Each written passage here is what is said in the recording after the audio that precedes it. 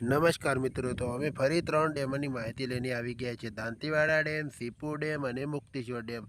તો વાત કરીએ દાંતીવાડા ડેમમાં પાણીમાં થયો છે વધારો. આવકની વાત કરીએ તો 1310 ક્યુસેક પાણીની આવક ચાલુ છે. અને સપાટીની વાત કરીએ તો 571.55 સપાટી પાણી પહોંચી ગઈ છે. ભયજનક સપાટીની વાત કરીએ તો 604 છે મિત્રો.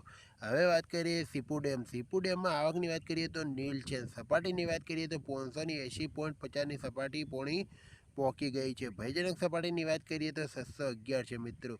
હવે વાત કરીએ મુક્તેશ્વર ડેમની. તો મુક્તેશ્વર ડેમની વાત કરીએ તો 85 ક્યુસેક પાણીની આવક ચાલુ છે. અને સપાટીની વાત કરીએ તો 654.50 સપાટી પાણી પહોંચી ગઈ છે. ભયજનક સપાટીની વાત કરીએ તો 661.58 સપાટી છે મિત્રો.